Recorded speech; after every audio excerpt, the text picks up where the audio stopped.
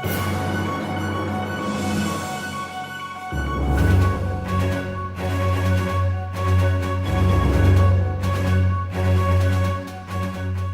my name is Shitesh. That's probably not what you get from the spelling there. The K is silent. They're spelled K-S-H-I-T-I-J. And so I'm going to be talking a little bit about civic hacking. This presentation might be shorter than the other ones. I'm just giving a brief overview, giving you some examples, really just giving you an introduction to what civic hacking is.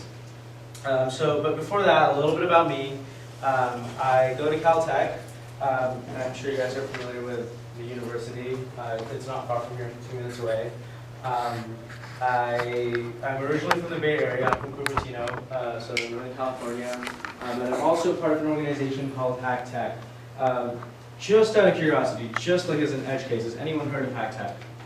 No? Okay, that's fine. I don't expect you to. Hacktech is an event that 4 or 5 students from Caltech ran last year. It's a hackathon. Does anyone know what a hackathon is, by chance?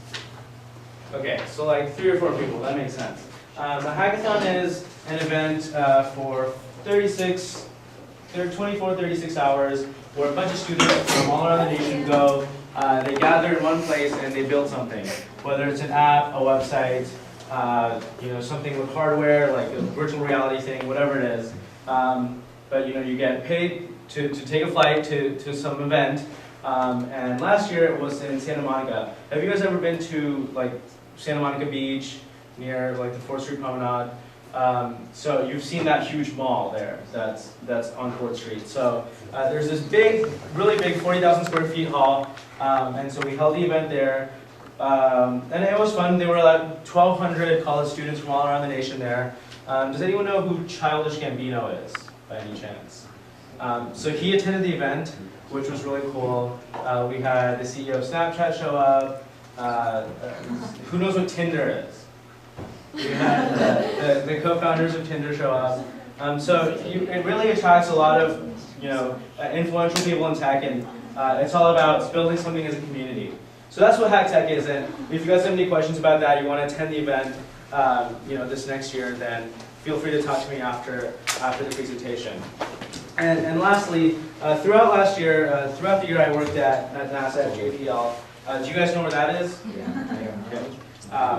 And so that was fun. NASA's it has a reputation for being a big, slow-moving organization, but then at the same time, they do some very cool things. They make a significant impact in the community.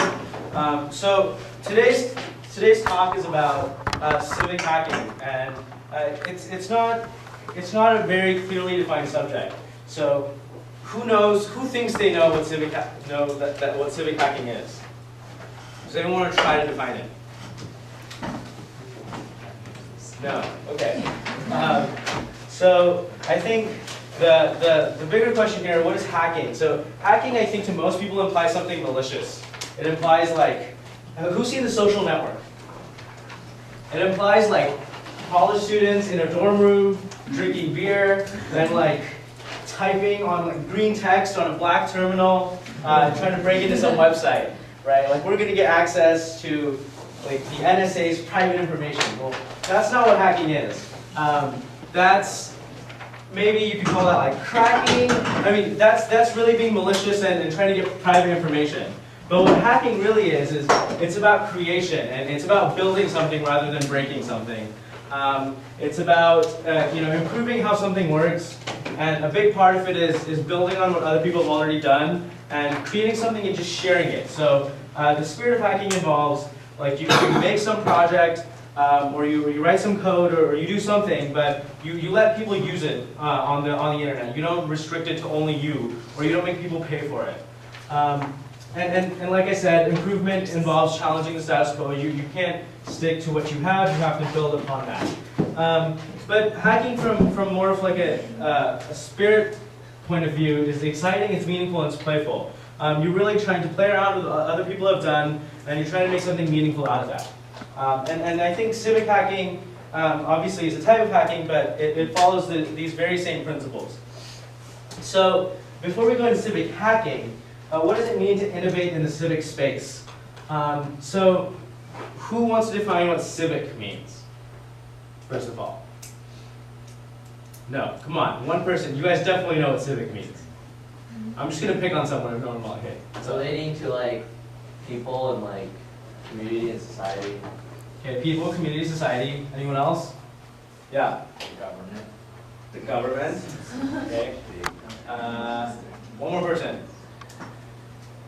You can like repeat what someone has already said. Just say something. Yeah. Interaction. Okay, good.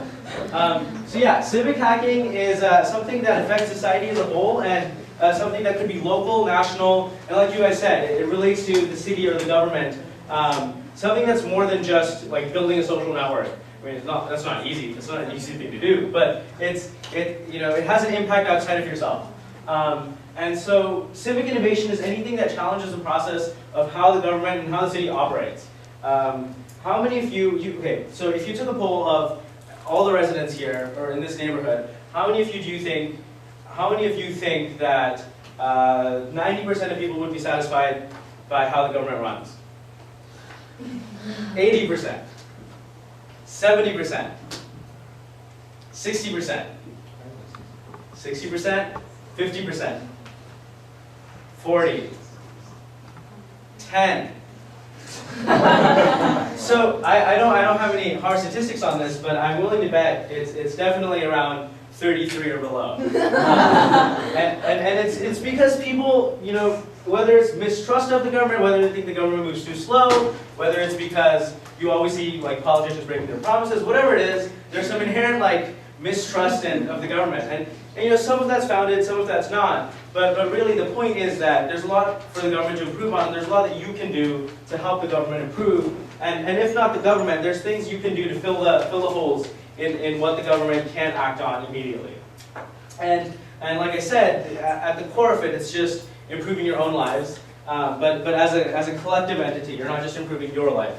You're improving more than just you. So these are some. I took some sources. This is what people have said what civic hacking is, their definitions of it. Solving civic problems in a technical way, something that gives you tangible benefits, or using open source, so basically contributing to some bank of knowledge that helps improve the government. So I say that there's three aspects to civic hacking which are important. One, it's tech-driven, and it doesn't necessarily have to be tech-driven, but that's really what I think the core of it has become, because technology and computer science has taken such a big role in society. So out of you guys, how many of you guys are in high school, right? Yeah, okay. How many of you want to major in something like computer science? Something tech-related? Okay, mostly guys. Good.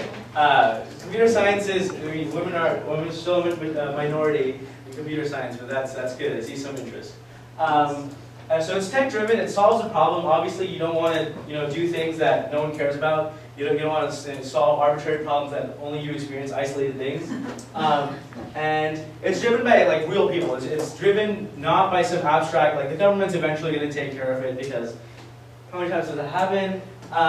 It's driven by like actionable people who can really do something like on the spot when they have time, whatever it is.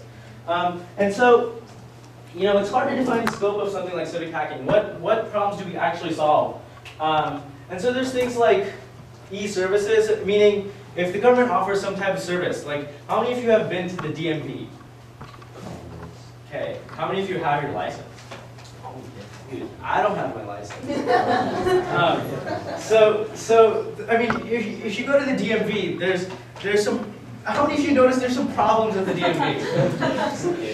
Right? So civic hacking, like a project you could take up is how can you improve efficiency? Like even if the government had no role in it, right? You could imagine building something where every time someone's at the DMV, they open up an app and they say, "I'm at the DMV." And so you could somehow, if you're sitting at home, you could tell how populated is the DMV right now, like how many people are there, so I know when I should go and when I shouldn't. And once you start collecting a bunch of data, then you can say for this specific DMV location, the times where it's optimal to go is like 3 p.m. to 4 p.m. or whatever.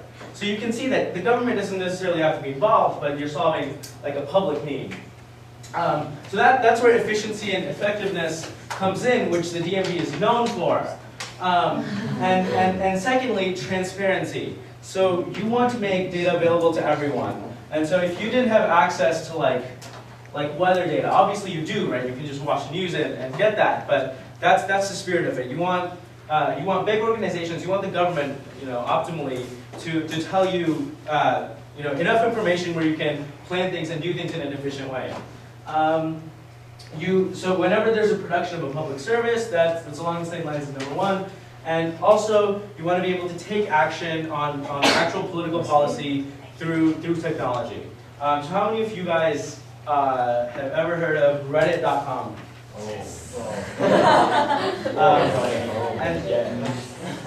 What's that? You never really understood. Okay, that's fair. That's definitely fair. So Reddit. Okay. So I think as a first-time visitor to the site, it's not very obvious what the point of the website is, right? And it's the point is what you want to follow, what interesting things you want to see. You follow those specific sections of the site. But really, my point here is Reddit has influence. So if people want to upvote things and people want to really get passionate about something, they can make a difference.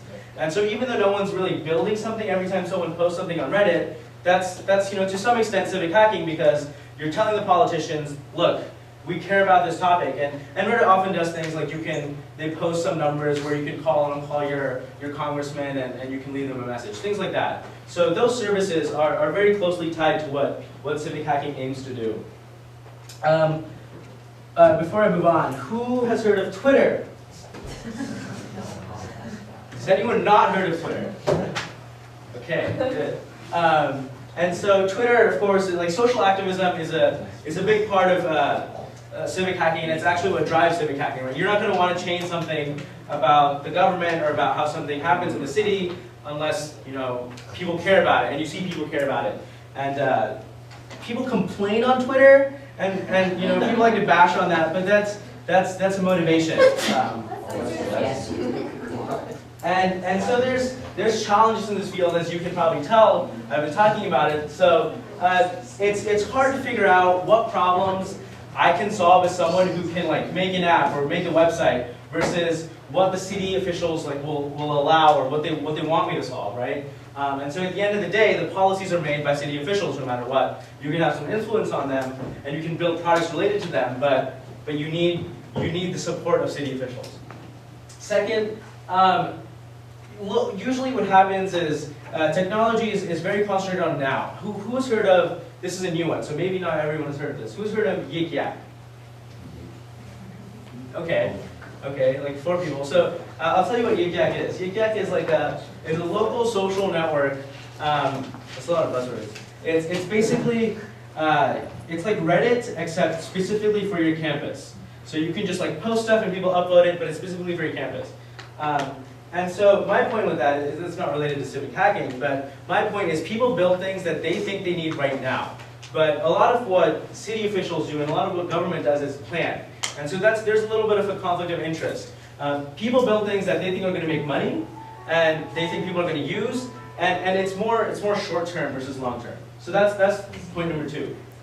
Point number 3 is you don't want to start building things and then have the government say, okay, it's the citizen's responsibility to advance the technology, because the government needs to play an active part still.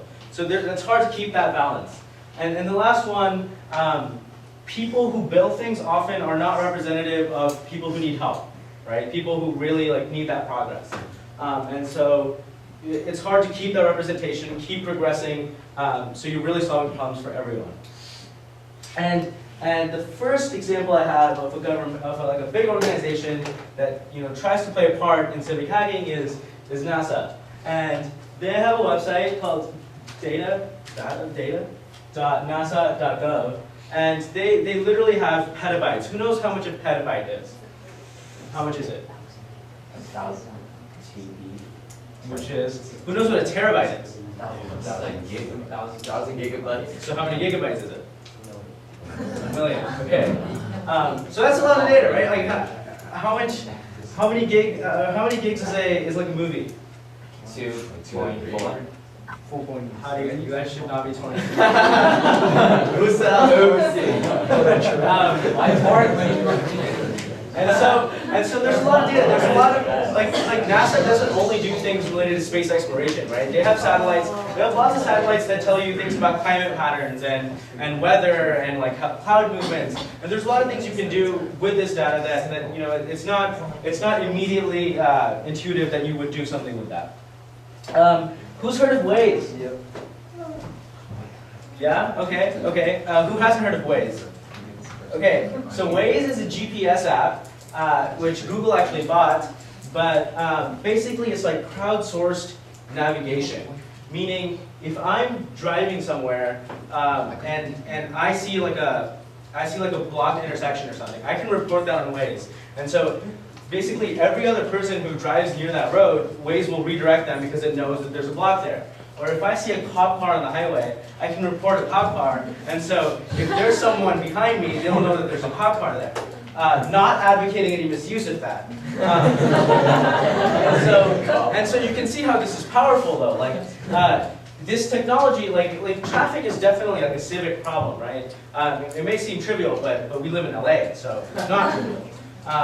And so there's definitely something to be said about building technology like this, which definitely makes a lot of money. They were acquired by Google for some $1 billion, but at the same time, it's very fundamental in the problems we face in civic life.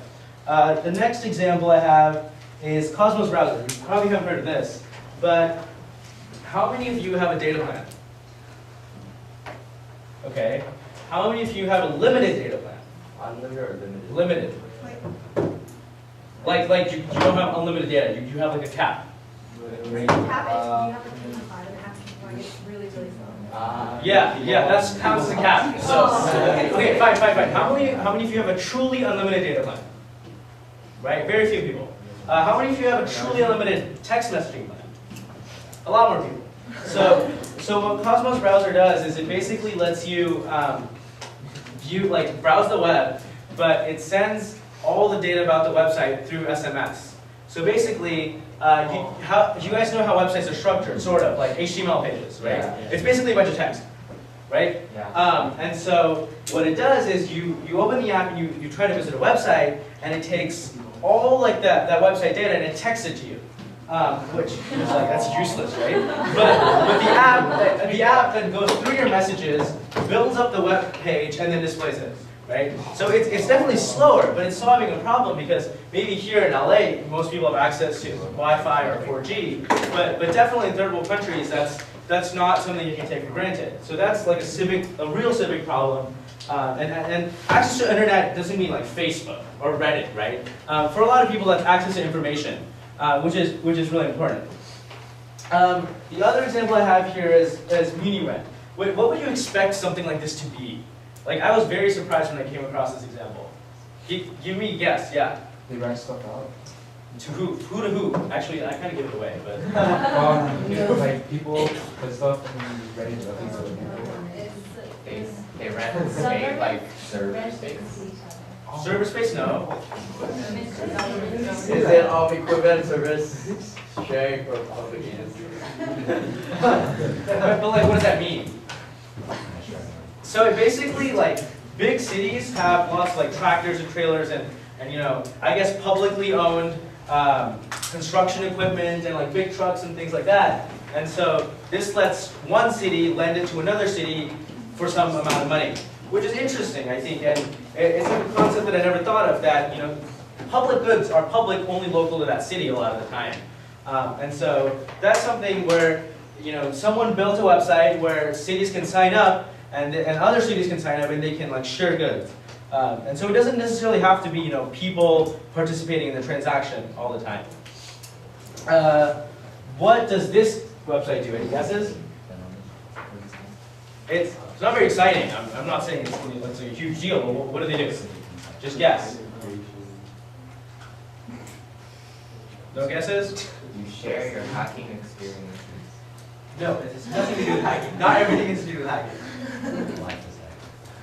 Okay, so basically, there was a problem where there's a lot of unoccupied, like vacant warehouses and like vacant buildings all around most cities. And so, when people started asking how do we classify a building as vacant or occupied, it's not very easy. It's not a very easy thing to do. What if it's just off the market? How do we know? Like if I'm a company and I want to move to the city, how do I know like which buildings are open? And the government said we have access to that data, but it's unstructured, so it's going to cost us billions of dollars to figure out how to structure it. And people were like, well, that seems kind of silly. So what this does is it lets you, as a person, if you see like a vacant building, it lets you classify it as such, and it basically solves that problem. So the government doesn't have to step in and spend a bunch of money doing that. Text isn't. This is. I mean, if you read the text, you can probably figure out what it does. But what does this do? Guesses? No. Come on. Just like guess. Yes. Okay, but Text stuff like from like Amber Alert or whatever to the device. no. Good guess.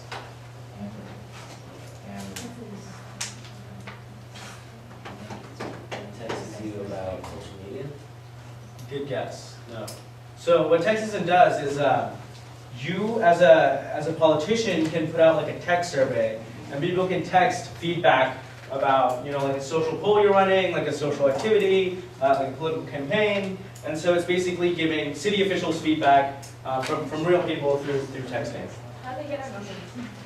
And you submit your number, or if there's actually databases of publicly available databases of numbers. So if I searched one of your names and I tried hard enough, I'm confident I could find your number.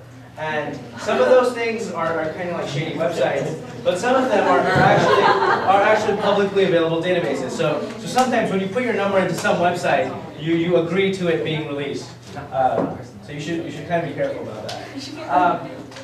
So there's other things and these are like actually patterns. These aren't specific things, but there's a lot of things that let you go around. Like it's an app that lets you go around, and if you see like a broken street lamp, if you see like a broken swing set, you can take a picture of it, and either the city will like see that, or someone else will fix it. But it's basically a crowdsourced city fixes.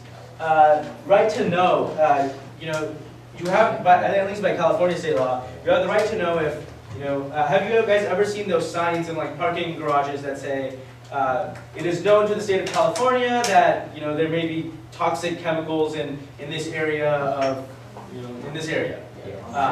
And so that's like a right to know thing. That by law they have to put up those notices. And you might have even seen those like in restaurants, in markets. And so there's a lot of software where instead of having to look for those signs, you can just pull up an app and on your map it'll show what toxic notifications should be put up there. Hear from your congressman, like the past example. You can send things directly to your congressman. Pledge Bank, that's like, how many of you heard of Kickstarter? So Pledge Bank is kind of like that in that you say, I will pledge to do this as long as X number of people also do this. So in Kickstarter's case, it's buy something. But Pledge Bank could be applied to like, I will pledge to help fix this swing set if 5 other people help me, or whatever. We the People, how many of you heard of that? Like the White House website where you can petition the White House to do something. So that's sort of like civic hacking in that you're like really making a change in the community, but there's no real product there. I mean, the White House created the website. This is my last slide of examples, but here's some screenshots. That website on the left, there's like an entire website that's like a proposed renovation of some subway system, some underground system. This is for Chicago. What are the top lobbyists? Who knows what a lobbyist is? Right. So most decisions that get made in public policy, I'm sure you guys intuitively know this, but the more money you have, the more influence you have on like a certain lobbying task, or not even the more money, the more power, right? And so lobbyists are basically people who lobby a congressman saying like, this is what you should do, like this is how you should vote on this bill, or this is how you should vote to pass this law, and this is my side of the argument. And a lot of the times that'll involve some level of self-interest, because some big company will lobby the government to do something. And so this website lists the highest paying lobbying firms, so which firms have the most influence. And that can be an indicator of some things in a specific area. And then this map shows like zoning laws, and so how buildings are zoned physically. So what can I do? Like, how can I get involved in civic hackathons? Well, one, I didn't put it up there. You can come to Hacktech. Not that I would be self-advertising. Two, you can just Google civic hackathons. Hack for Pasadena was a hackathon that happened a month ago. So I don't remember exactly when. Hack for LA is another hackathon that happens. So if you just Google civic hackathons, you'll find a lot of events where you go there. There's a lot of like, either city officials or like companies that have access to government data and structure it for you. There's going to be a lot of those companies there helping you out and giving you access to the data, and then you build something with it. How many of you know a programming language? Okay. How many of you are interested in learning how to program, potentially? Everyone who said they wanted to be a computer science major should definitely raise their hand. Okay, so that's interesting, right? So you go there, you hang out, you get free food, and you build something. Or if you don't want to build something, but you still want to get involved in the community, of course you can get in touch with leaders, you can even just think about ideas and think about pain points, like, this is not efficient. And then you can try to pass that idea on to someone else who can build something for it. And then play around with all the data that's available on the web, like I told you about NASA. So when you're thinking about solving a civic issue or solving a problem, there's some things you have to take into account. And this is not even related necessarily to solving a civic problem. How many of you want to start a company someday? One. Very excited one.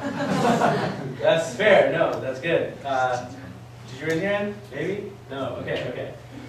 So whenever you're trying to do something of your own, not even start a company, just start an independent project, you have to consider things like how do these changes need to occur? Like, why do it now? Will it work? Are people opposed to the change? There's a lot of factors you have to consider. You can't just go out and build something. I mean, you can go out and build something and not consider the other factors, but if you really want to make an impact, oftentimes you have to think about what impact is it going to have? What do I bring to the table? Why am I qualified to build this thing? And how am I going to be able to promote it after I release it? What risks does it have? There's a whole bunch of factors you have to consider, and I think that's important when you're talking about civic hacking, because you don't want to go out and build something that violates some law or something that's going to be put into law and preemptively shoot yourself in the foot or whatever. So that's all I have. I can take questions, but really just a brief introduction to what civic hacking is, some examples of it, how you can get involved. That's what this was supposed to introduce you to. Yeah. Any questions? You definitely have questions. Yeah. For hackathons and such, like around Hack or Pasadena and LA, do you have to actively participate, or can you just go and watch? No, you can definitely go and watch. It depends. If you don't participate, sometimes they won't reimburse you to go there. But you can there's no restriction on going and watching as long as. I mean, you don't get paid for going, but you can just attend. And yeah, for sure. Okay. That's my need to go, to be in the building. No. Any other questions? Yeah. Something do you have maybe an image of that hackathons that guy? Guys on computers. A bunch of computers are just Yeah, I would show you I don't have internet in here. I got it. Do you guys know the internet password? Do we have time? Yeah. No, You can connect to the library. It's like 8:30, 6:30. What was that? Yeah, we should. Yeah, we should be nine. Okay, so we'll wrap up. Yeah, you can Google hackathon, Google Hacktech. You can find pictures. That's the